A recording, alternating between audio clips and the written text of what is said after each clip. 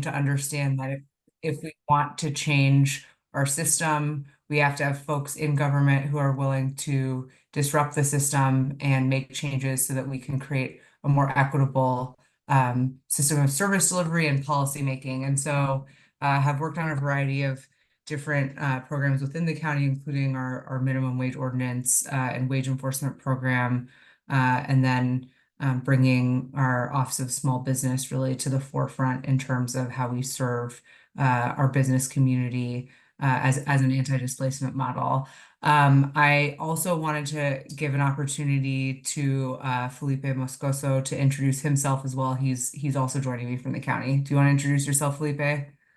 Of course. Thank you, Caroline.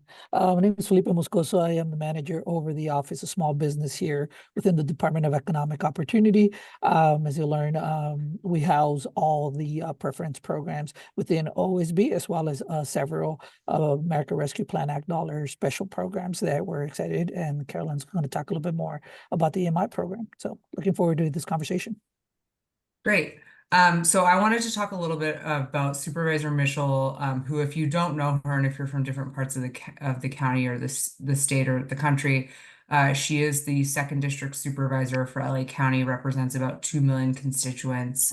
Our service area, if you will, is everything from, if you're familiar with Culver City, Koreatown, Mid-City in LA, all the way down through South Central Los Angeles, Compton, Carson, Inglewood, City of LA, unincorporated parts of the county. And we also have the beach cities, everything from Marina del Rey all the way down to Redondo Beach, Manhattan Beach areas. So we have a diverse district with a lot of different needs, but we did see throughout the COVID pandemic, and I think it's something that Supervisor Mitchell knew before then, but it really shone a light on the fact that not everyone was hit equally, and it exacerbated our existing disparities.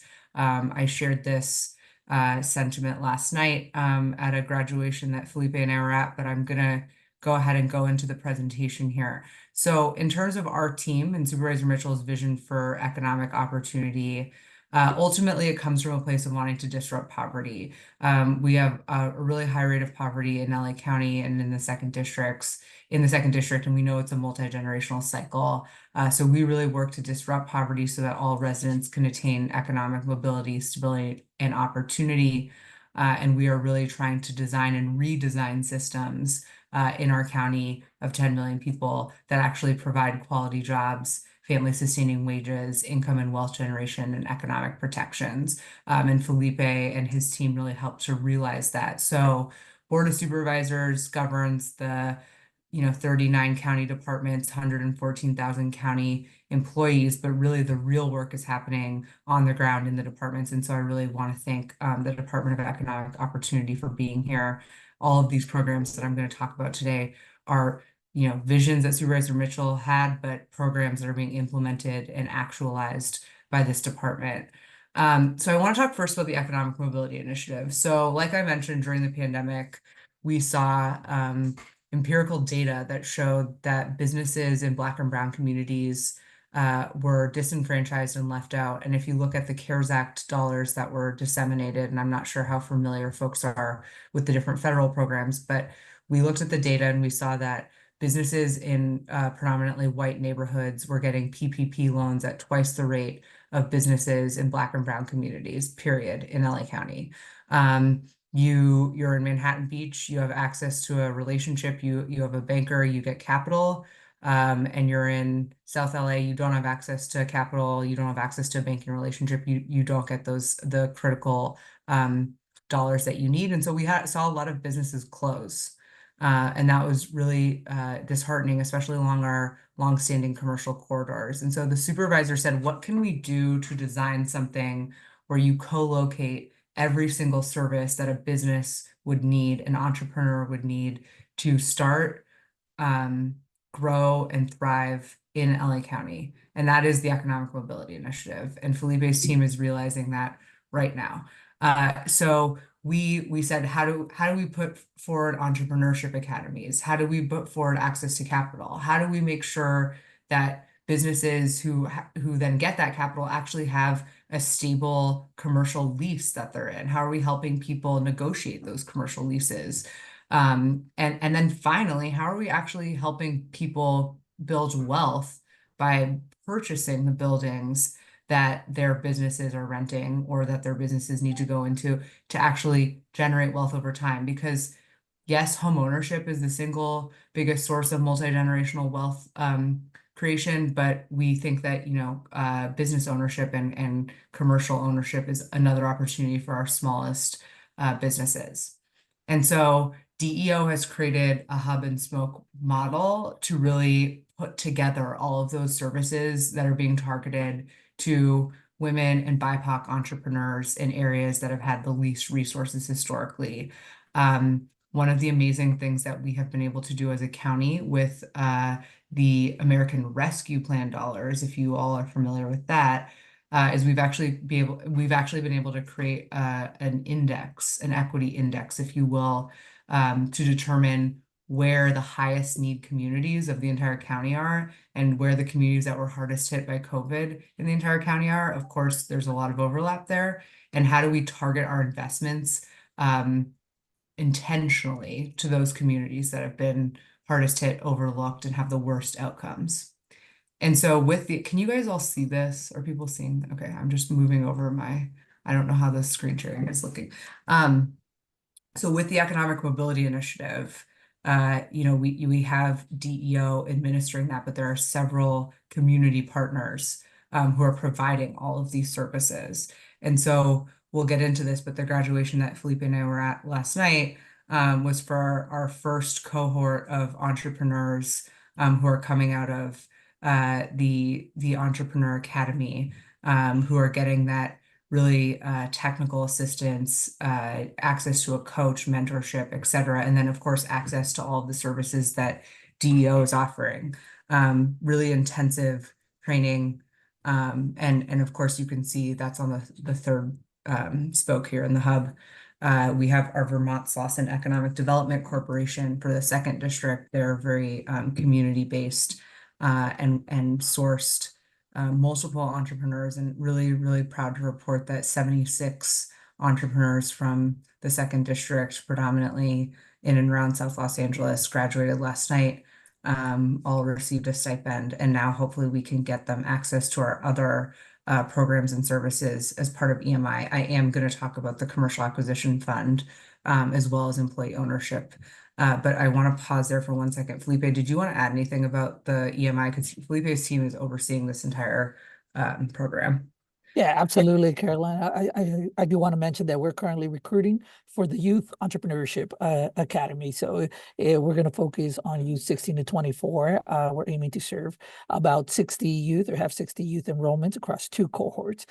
So to Caroline's point, they'll be learning, the basics of how to start a business, how to develop a business plan, ideas, how to make sure that first of all, they'll define what is entrepreneur to them, how they fit into the overall business process and how they could develop the idea combined with the resources available to them throughout the county.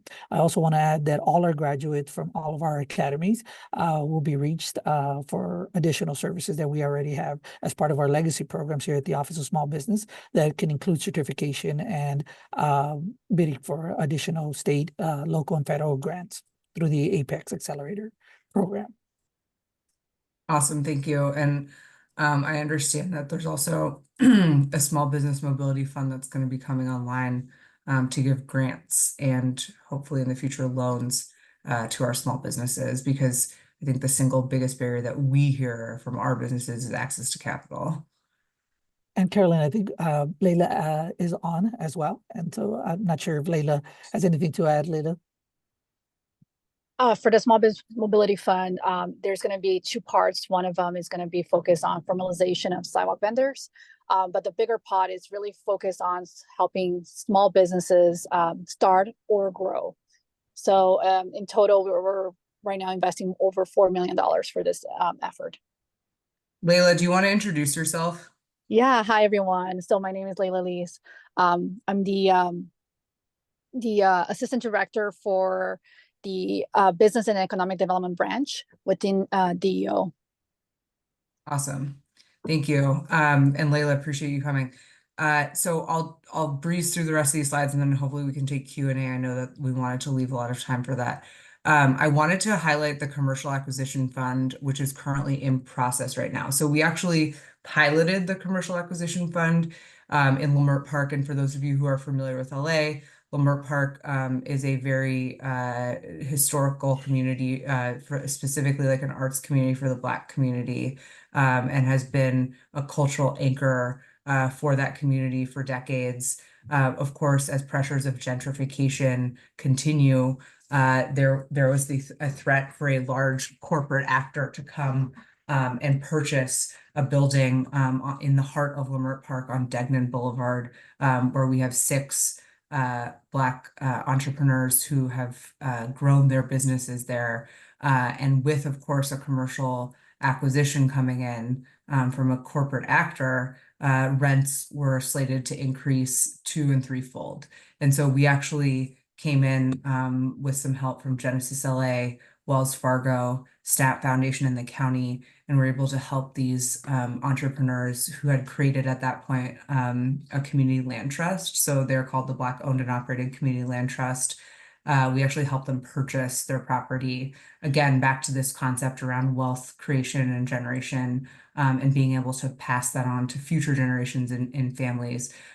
We also, as a condition of giving that county money, recorded covenants on the property to basically what we would call enact a form of commercial rent stabilization, saying like, look, we're setting the base year rents for all of the tenants in the building at this current year level, and then the increases will be tied to consumer price index increases, really making, because as you know, we have rent stabilization in many jurisdictions in the county, but we do not have that for small business commercial tenants. And I will tell you that we see time and time again commercial tenants coming to us saying they've had from one day to the next their rent increased 300%, and it's not possible for them to stay in their commercial leases, and that leads to displacement, leads to gentrification. It really, we feel, Supervisor Mitchell feels, takes away from that cultural tapestry on these corridors when you bring in these large corporate actors who are effectively de facto like evicting businesses. So we created this commercial acquisition fund seeded with $10 million from the American Rescue Plan Act funds to help more businesses do the same thing that we did on Degnan Boulevard with the Black Owned and Operated Community Land Trust to help them purchase their property. And there are several acquisitions in progress right now. I'm really hoping with the supervisor's leadership that we're able to replenish that fund and create opportunity for more acquisitions. Of course, all of this is dependent on the county having additional capital, but we're really, really thankful because the American Rescue Plan really gave us that silver lining of COVID to say, look, we have an ability to do things differently, and we have an infusion of cash to try new programs. So if Felipe or Leila had wanted to say anything about the commercial acquisition fund, but we feel that that's kind of a first in the nation model that we're hoping other jurisdictions and the Economic Development Administration can work with us to scale up. No comments from the team? Okay. We'll move on. We also have Well, employee. if I Yeah, can, go ahead. sorry, if I may. You don't So- have to. You don't have to. We're No, casual here. no, it's cool. But I think what makes this program so exciting is just that I have never seen something like that in the nation, that we're really essentially asking, nonprofits to acquire the space, but not only that, then provide at least 50% of it to small businesses. So it really, it's part of like this larger EMI, how do we help small businesses with their upper mobility, because as Carolyn mentioned, having access to commercial space, it's so important, but it's so there's so many barriers to it. And even those that do acquire it, they have so many challenges as they go along. So I'm excited. I'm really, really excited about this program. Awesome. Thank you, Leila. We're excited too. And more to come on where we're trying to target investments in the second district, but I'm happy to talk offline with anyone if they want to talk about which corridors we're trying to activate with these funds. I also want to talk about employee ownership, which we see as part of the economic mobility initiative, because again, back to the central theme that I talked about at the beginning, what are all of the services, the diversity of services that we would need to have businesses thrive? And so employee ownership, if you guys haven't heard of that before, but hopefully you have, and that's actually how I met David. We were at a convening together in Los Angeles, but it's where it's an opportunity for businesses, especially for business owners who might want to retire, go out of business, or are looking to have a new business model that's successful, that brings worker voice into the conversation. It's where a single owner can transition their business to an ownership structure where the employees own the business. And there's a few different types of employee ownership models. You might have heard of this concept around like worker cooperatives or co-ops. That's very popular in the San Francisco Bay Area. But if you're a slightly larger business and you're doing relatively well financially, employee stock ownership plans or employee-owned trusts are also good models. And luckily, we're so thankful that we were also able to take American Rescue Plan funding and infuse it in DEO for DEO to run a program effectively to help businesses transition. And you'll see a picture there with my boss, Supervisor Mitchell, Kelly LoBianco, who's the director of the Department of Economic Opportunity, with Drew Glass, who's in our district, a legacy business who transitioned their ownership to their employees, and now employees are making they're actually able to share in the income generation of the business and have been able to save for the future. Some told stories of being able to buy their homes. It's really just, if the business does well, the workers do well. So it's a way to not only maintain our businesses in our communities, an anti-displacement tool, if you will, so that businesses don't go out of business and close, but it's also a way to retain jobs. So how do we help keep our workers employed and actually doing really well? I'm sure many of you have heard of this thing called the silver tsunami. We know that we have a lot of retiring businesses and people who are looking to retire. And we want to make sure that as businesses are retiring, they're not just like sold to another proprietor who might close the business or not maintain the workers, but that actually there's an opportunity and a pathway for the workers to own the business. So we started the worker ownership initiative in 2023. We've invested Care First community investment dollars and I believe American Rescue Plan dollars into this. There is technical assistance through a company called Project Equity. There's hopefully legal assistance coming online, and then access to capital, because the other situation I should say is that it's not free for the workers to purchase their business. We know enough to know that this is a technical and complicated legal structure in many cases. And there is a lot of accounting and legal assistance and of course capital assistance that's needed. And so DEO is really seeding the right conditions and also the services for these businesses to actually be walked through that process with all of that technical legal assistance, access to capital to make that transition if that's something that they're ready to do. And then again, just some more pictures of us launching the Employee Ownership Initiative with Drew Glass. And again, just to get a flavor for our partnership with Project Equity, we have the executive director of Project Equity there, as well as Kelly and Supervisor Mitchell. I also wanted to briefly touch on, I want to give time for questions, but another opportunity Carolyn? Yes. Sorry, Well, Felipe wants to talk about employee ownership. Yeah, do it. Right, you just definitely you did a great job of highlighting the efforts. I just do want to mention that we also recognize we're not the experts when it comes to this, and it's a ever evolving process. And like Carolyn mentioned, there's all the different categories of how you can establish a employee ownership model. But with that, we have an advisory group which we're actually going to meet here today at the office, where we're listening and taking recommendations and working collaboratively with the partners and the key players when it comes to developing worker ownership processes and procedures. Just wanted to mention that, Carolyn. Awesome. Okay. So really quickly, another initiative that's very, very important to the supervisor, Supervisor Mitchell, before she was elected to the California State Legislature, ran the largest child development resource and referral agency in the state called Crystal Stairs, or in the county, I believe, called Crystal Stairs. And so she knows what it's like to run a nonprofit, run effectively a small business, and how difficult it is for these businesses and nonprofits to really contract with government agencies and receive those career-changing contracts. We hear this time and time again. The county spends $6 to $8 billion on goods and services annually. Like, well, I'll let you have that sink in. $6 to $8 billion in the market in LA County that we are spending. And just in case you didn't know, we have a $47 billion budget. So we are the largest market participant. And so the supervisor said, why are we not making it easier for these small, diverse businesses and nonprofits to access those career-changing contracts with the county as we're spending all this money? And it's growing because, of course, we've had these infusions of capital with all of the federal relief programs that have been coming down to the local jurisdictions.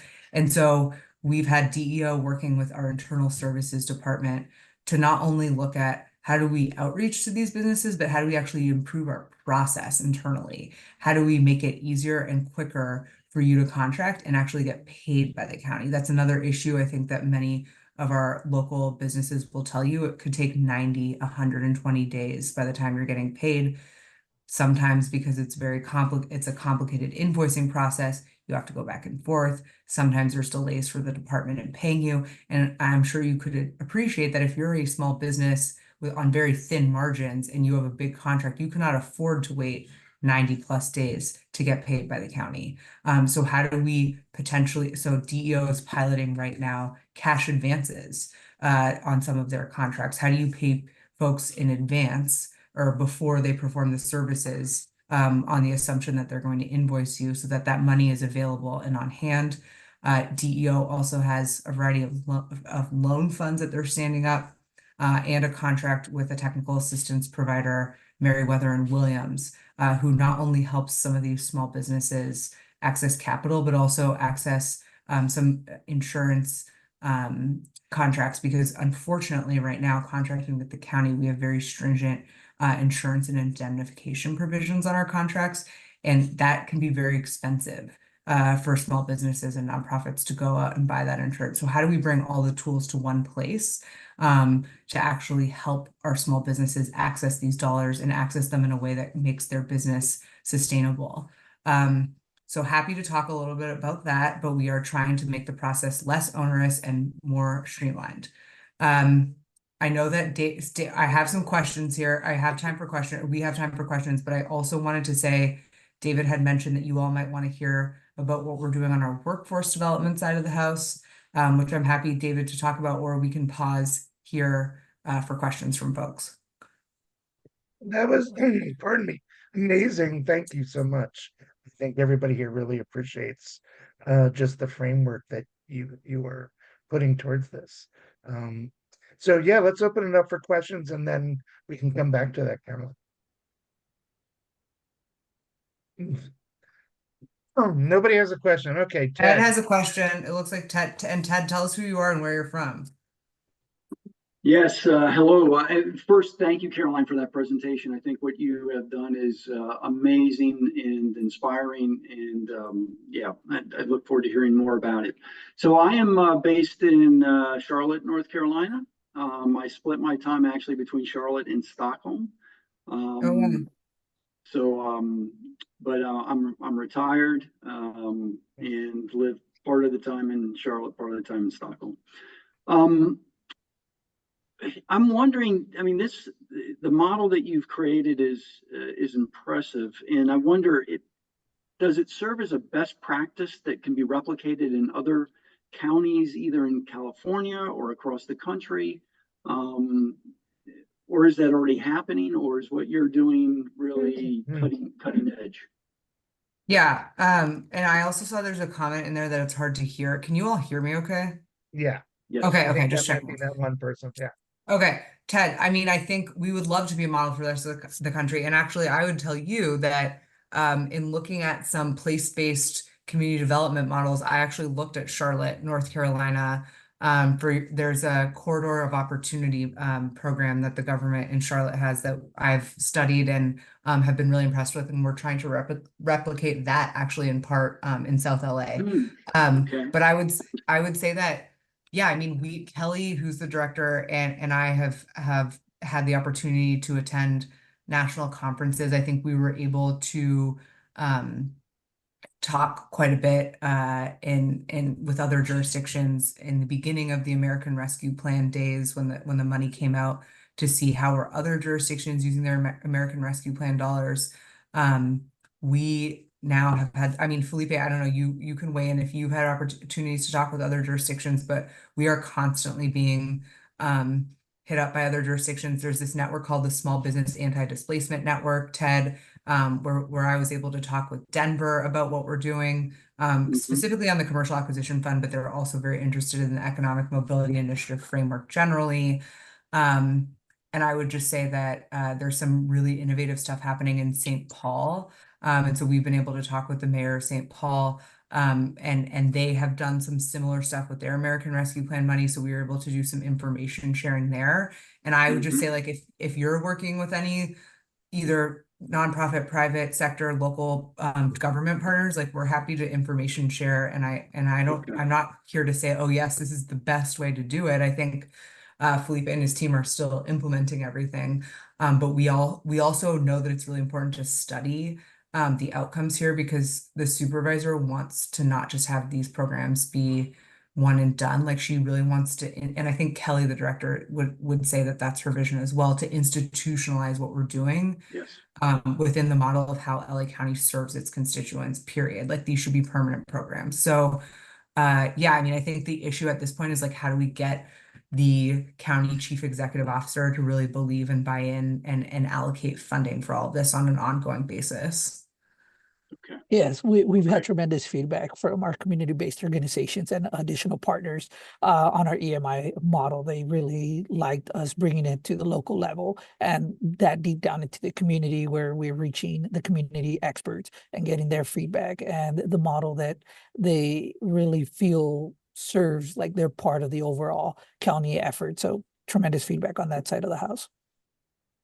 Yeah, and Felipe, can you remind me, because I don't know off the top of my head, we are only one district among 5 districts in the county, and so each district has partners that they're partnering with around their spokes of the EMI. Felipe, how many community partners do you guys have approximately as part of EMI? Yeah, as part of EMI alone, we have 15 community partners, and we have the 5 supervisorial districts that Carolyn mentioned. So we have academies, technical assistants, all in each and every one of those districts. So bringing it out to them and participating in those local communities, like the graduation we were at yesterday, is kind of getting the word of mouth, or through word of mouth, getting the information out there. So definitely making efforts in each pocket of the county. Because I think we believe in co-governance, right? And so we believe that we co-create solutions with community. And so we can't just say, hi, we're government and we know better than everyone else and we're in the ivory tower. Like, at least I'll just say personally, it's really important to, I see you, Brian, thank you. It's really important to me that the groups that are closest to community, who are trusted messengers, who are partners, are not only informing us on how we design these programs, but also helping us implement them. So that's why I really love what we've been able to do with EMI, because it's really in community with community partners, and that's important to us. And additionally, the data is going to be hugely important as well. Every partner is collecting data. Obviously, we'll analyze it and do follow-ups with all the graduates and other individuals that participate in EMI as well. And I see that we have another question. Yeah, thank you. Didicus, would you like to ask? Yeah, I'd love to. I interned with the county part of my urban planning master's program. Oh, wow. UCLA. Wait, cool. What do you know what department it was? Was it regional planning or what was it? No, it was waste management. Oh, interesting. Okay, cool. Yeah, we considered ourselves very, very progressive at the time. Zev Yaroslavsky was a personal friend of mine at that time, and so was his wife, Awesome. unfortunately. Yeah. But at that time, Zev even complained that the Board of Supervisors was a fiefdom, and that each one had walls around each district, and God help you if you violated those walls. So kudos to everything that you're doing. This is what we dreamed of what could happen, but that was 30 years ago. So I guess it just takes time, and unfortunately, we don't live 1,000 years. So kudos to everything that you're doing. I want to see if I can duplicate that in in the uh, county here in Northern California, and Where are you? Alameda Fiefdom County. I grew up in Santa Clara County, and I definitely am very familiar with Alameda. That's great. And I think that Alameda County has also looked at some stuff around employee ownership, if I'm not mistaken. They looked But at it. yeah, yeah. I would be happy. I'd be more than happy if there's anything like, I mean, I don't want to speak for Felipe and his team, but I think we're all happy to share information with our sister counties. Oh, Yeah, this I'm a is San marvelous. Jose State alumni, so Oh, definitely. there you go. Yeah. So, yeah, we're all Californios, and that's the whole point. Mhm. It's but this is marvelous. My professor was from Charlotte, so Cool. and she also worked in the White House. So this is our focus was on environmental policy, which if economics is not environmental policy, then God help all of us. But Okay. your emphasis on small businesses is what's most interesting to me, because if without small businesses, big businesses just hoard. And that's exactly what you saw with the program that you set up with somebody coming in and buying up commercial property and then exporting and mining your local district for cash that goes outside the state, not only outside the district. So that's something that we can do something about, but it takes a really brave um, supervisor to step up and say, I want this to happen, and to do the second part of it, to institutionalize it, because oftentimes these things are during their term and not beyond their term, and so the legacy doesn't live on, and it's not a legacy, obviously. So but yeah, how you're institutionalizing it is going to be key to all of us of what we can take to our counties. I would also say, and this, I mean, look, the Department of Economic Opportunity is implementing a plethora of new programs, and this is just scratching the surface. But I had wanted to talk about it in the context of the Economic Mobility Initiative, because this has really been in the supervisor's vision since she came into office. And so we see a lot of the programs kind of folded into the ethos of the Economic Mobility Initiative. The other thing that I would say is that uh, there's all this stuff on the poverty alleviation side that I haven't even gotten into. Mm. So in case anyone is curious, we also are implementing the nation's largest guaranteed income program right now.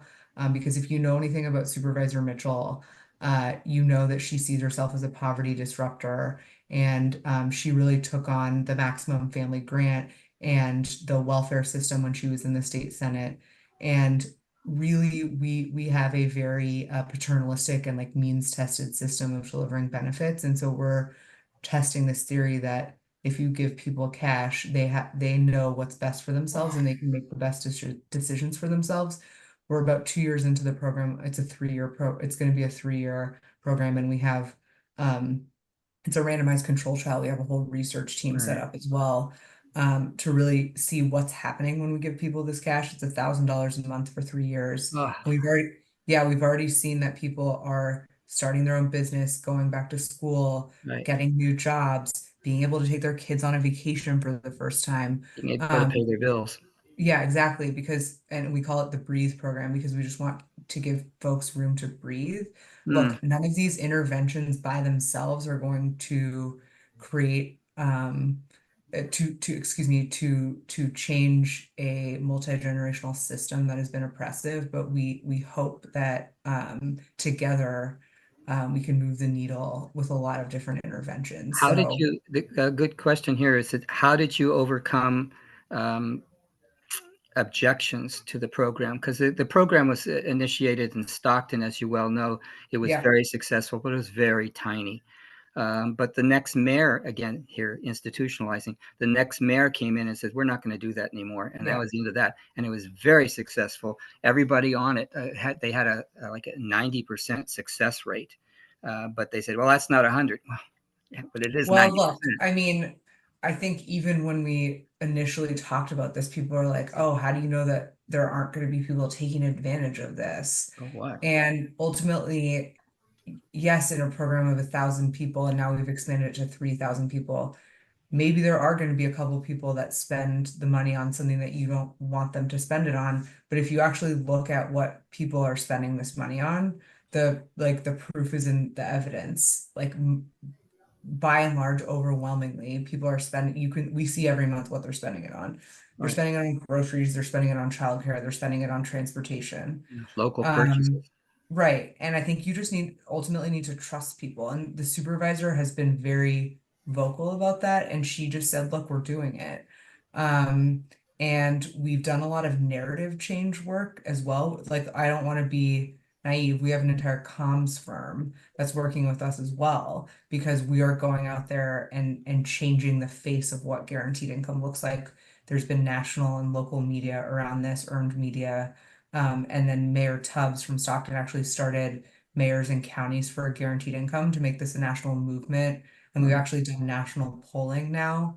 If anyone knows who Celinda Lake is, she's a pretty well-respected national pollster, like Democratic pollster. And she partnered with a Republican pollster to poll like what attitudes are around guaranteed income. And not since Social Security and Medicare have they seen this amount of overwhelmingly positive sentiment for guaranteed income, even among Republicans. So I think we just need the politicians to catch up. We show the data, we tell the story, we change the narrative. Yeah, well, kudos again. I mean, I want to look into everything that you just mentioned, because I think that is, I call it foundational income and not just basic income, because if you can't live on it, then it's not enough. Oh And yeah, I mean, but there's a practical thing of $1,000 is what the supervisors will go like, yeah, that's enough. Well, you try to live on it, but if you no, I don't mean, have it's definitely not $1,000, to live on. it's It's to $1,000 supplement. more than you Yeah, had, and that's the whole right, point. right. But yes. So I've got a couple other questions from myself and from some other people who wanted me to ask on their behalf. One was, and I don't remember at what point you said a recoverable loan. I think it was at the point when you were talking about the business. Holly, if you're able to speak and want to get more specific, you're welcome to. Yeah, But so I don't remember saying that, but if I did, it would have been in this context. We gave the Black owned and operated community land trust when we piloted, and I can put some LA Times articles in the chat if you want to read more about that pilot of the commercial acquisition fund. But basically, I'll just say it, we gave them $2 million, but we gave it to them as basically I don't know if I said recoverable, but a forgivable loan. So if they fulfill all of the conditions that we've recorded against the property for 10 years, they don't have to give the money back. But if they violate, like, so for example, if we say your base rent of the Ride On Bike Shop, which is one of the tenants, is $2,000, and then all of a sudden the next year the land trust tries to increase their rent to $5,000, that is in violation of the CC&Rs that we recorded against the property. We would have the ability to come and take back the money. And so that's an offer. And we also, I think we actually structured the $10 million for the commercial acquisition fund that's going out right now as grants, so not loans. But the other thing, and I think Leila has left, but it's possible that we mentioned that in the context of the Small Business Mobility Fund, but from my understanding and talking with Felipe, it's that the money is going to be grants at first. Yeah. Correct. If Yeah. you It's going to be want to grants. say anything. Yeah. Yeah, yeah, and the grants can. We're still coming up with the final number, but it'll be a couple $1,000s, and it will be in grants. And we're trying to focus on those areas hardest hit by the pandemic, or anybody who's been affected by some type of disaster or interruption to their business. Yeah, and then I would also, oh, sorry, Right. really quickly, No, just go ahead. I put it, this might be confusing without context. I put in the chat a link to our Equity Explorer tool that was developed by, it's a proprietary tool that the county developed. The Anti-Racism, Diversity, and Inclusion Initiative is something also very important to the board, led by Dr. D'Artagnan Scorza. He developed this tool, and this is how we make equity baked in to the design of every single program. And we have to look at like, how are we going to target our investments from the different programs to the highest and high need areas. And you can play with the map. There are different filters and see like where those areas are in the county with the data. Carolyn, can I mention a little bit about sidewalk vending here? Oh yeah, please do. We should definitely tell people about that. Yeah, definitely. So we have the program to help and assist the sidewalk vendors to come and become a legitimate business with the county. So in addition to grants, we have subsidies available. So in the first year of the permit or of our ordinance, we want as many vendors to come into compliance. So we've made it free with American Rescue Plan Act dollars to help us pay for the initial 1 year permit. And then in the second year, we've reduced it to $100, again, through some additional funding. And we're going out to the community, we're educating, we're giving resources. So one other type of subsidy we have for this program is to help them with their carts to come into the full blueprint that Department of Public Health would approve for them to vend from.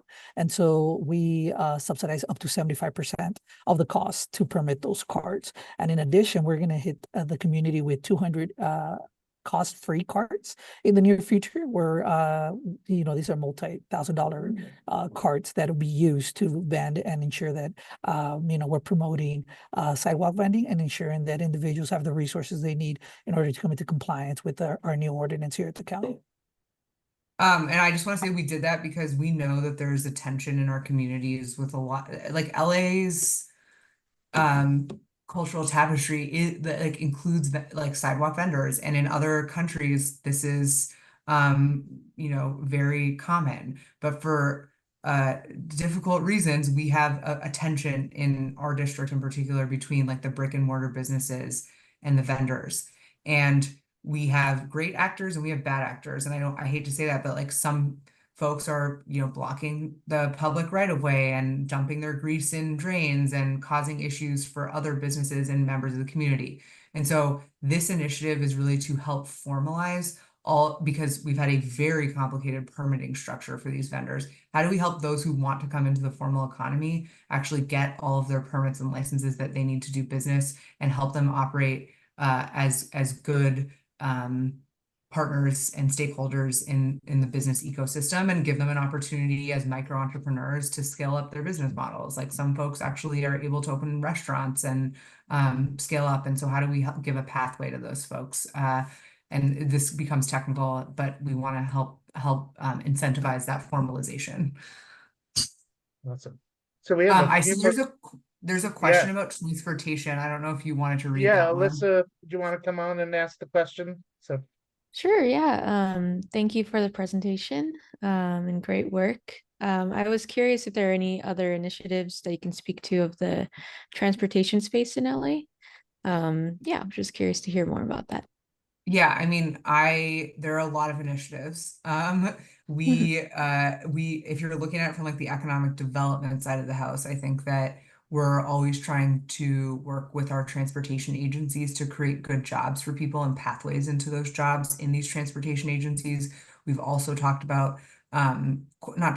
implemented work around green jobs as we're moving towards the new green economy of the future here. How are we doing transportation electrification and actually creating job opportunities for folks, high road jobs, as we like to call them, in electric bus manufacturing, in battery storage, etc. Working with our union partners to ensure that those jobs are union jobs, and working with our Metro and our other regional transportation partners to really buy in to creating incentives for those folks on Metro contracts and also on large county public works contracts. We signed last year the Equity and Infrastructure Pledge. I'm not sure if you're familiar with it. It's a national pledge, and it's based off of all of the funding that's coming in with the Bipartisan Infrastructure Law, Inflation Reduction Act, American Rescue Plan, CHIPS and Science. How are we making sure that as we're investing that money, that we're creating both small business opportunities and good quality job opportunities? So DEO, Department of Economic Opportunity here, is actually leading our implementation of the Equity and Infrastructure Pledge. And we've pledged, I don't know, Felipe, if you wanted to mention anything about it, but I believe it's to double or triple the number of certified small businesses, to create more contracting opportunities on those contracts. We've also pledged to do outreach, education, more certification. Felipe runs our county's certification programs for these folks, to actually get a bid price preference on county infrastructure contracts. And I'm also happy to talk about the Olympics too. But Felipe, I just wanted to pause. Did you want to say anything about infrastructure? Yeah, definitely. We definitely want to triple the number. It's a pretty aggressive number in terms of our certified businesses here in the county. I mean, every department, contracts separately on various items. We have contracts from $200 ranging to, multi-$1,000. And so we're looking at pilots and how to increase the percentage of those businesses, especially small businesses, to participate in and get a bigger chunk of the overall. Through this increase, we're also wanting to partner with businesses to help and get the information out to the community. And that's one of the biggest things that we're trying to get and demystify the process that we're doing business with the county is difficult. I think part of it is just practice and repetition. So some of the items that we're preaching through this initiative. Yeah, so the other thing I would just say is that we know that there's going to be, like, with all this federal and state money coming down, we estimate that there's about $1.6 billion that's coming to LA County, about $11.8 billion, or 10% of all of the funding that the federal government put out there that's coming to California. And so we're really, really trying to work on supercharging all of our training and apprenticeships for these jobs. Like, the department has a very strong relationship with the LAOC building trades, and working with their nonprofit arm, the Apprenticeship Readiness Fund, to get folks into those jobs, folks from our local communities, people with potential barriers to employment. We haven't talked about workforce development, but we always talk about high road jobs, and I know our current Secretary of Labor shares that ethos. How are we creating opportunities for folks to get into living wage jobs with a pension, with benefits that have worker voice and worker dignity, that allow people to grow their wealth and stay in their local communities? So that is our kind of economic development bend to infrastructure. If you have folks that are working on this that want to know more, we're happy to talk with them. And there's an initiative called Infrastructure LA that DEO is the workforce lead on, for that. In terms of the Olympics, a lot to say about that. I don't know if we want to start getting into that discussion, but I will say that it's been very, very challenging. The city of LA is the host city. And I think Supervisor Mitchell has a very close relationship with Mayor Bass, and I think even Mayor Bass has had a difficult time getting candid answers from LA 28. We are still working on our games agreements to figure out where all the venues are going to be. And because the county of LA is not the host city, it's the city of LA that's the host city. They are the financial backstop, and then therefore they also get all of any financial gain as a result of any money that they make off of the Olympics. We've really tried to push, and there's still ongoing work that we're doing with all the departments and our consultants to pressure, I guess I would say, LA 28 to talk more about community benefits. We're deeply concerned about the lack of community benefits, and really how behind LA 28 is on both building out infrastructure for the games, but also even delivering tangible community benefits to the local community. DEO sits on a couple of their subcommittees that they've convened, but to this point, they have not, LA 28 has not been able to commit to any tangible community benefits. Yeah. Thank you. So we do want to get back to workforce development. Lolly specifically had one or two questions. Oh, okay, sorry. Yeah, that's all right. So like you, Lolly, if you're able to ask yourself, that'll be great. I was going to ask for you, but go for it. Hi, I'm Lolly Lim. I'm from the Greenlining Institute. We're an Oakland-based nonprofit advocacy group focusing on reversing the impacts of redlining, and we're interested in economic equity and climate equity. So great to hear some of the strategies that are happening in LA. I was curious about like whether you're engaged with the California Jobs First initiative, which is like a high roads job Yeah. creation Oh yeah. Yeah. I'm effort definitely. at the Yeah. state level. If you could speak a little bit about that. Felipe, do you want to say anything or do you want me to talk about it? Yeah, you could talk about it, Carolyn. Yeah, so I mean, I go to the steering committee meetings. I talk very regularly with LAEDC and Stephen Chung, who are convening, who are the local conveners for LA County. Kelly Lobianco, who's the director of the Department of Economic Opportunity, is on their, I think, steering committee. And I will just say, I'm skeptical. I'm not sure that there's at this point, some of the money has been held back due to the state budget issues. We also had to do significant advocacy because we felt like when the Office of Planning and Research came out with like the first round of how they were going to allocate some of the planning grant money, it was not being distributed in an equitable manner, given the high need and high population that we have in LA.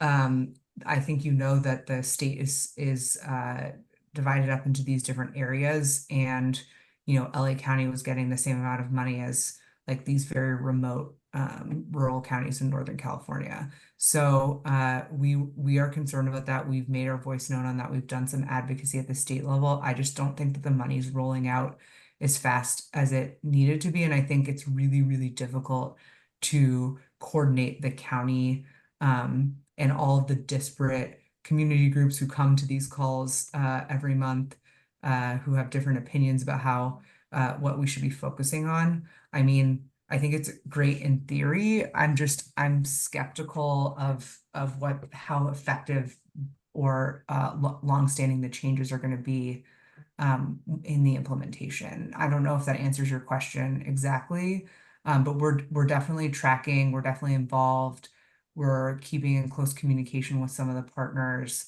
But I think we're also not waiting on California Jobs First to come up with our own high road job strategy. So just to speak a little bit about our workforce development programs, which I did not include in the slide deck, but I'm absolutely happy to send more information about.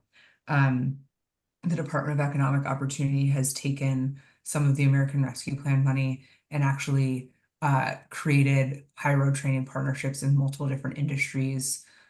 We launched one earlier this year in childcare, for example. So we know that folks in the early childhood education space are not paid quality wages. It's predominantly women and women of color in this space, and there aren't career advancement opportunities. So how do we create more affordable childcare in the county that we know is lacking, while at the same time increasing job quality? So establishing the first apprenticeship program and ensuring that during this 2-year apprenticeship program, apprentices are being paid, so earning while they're learning.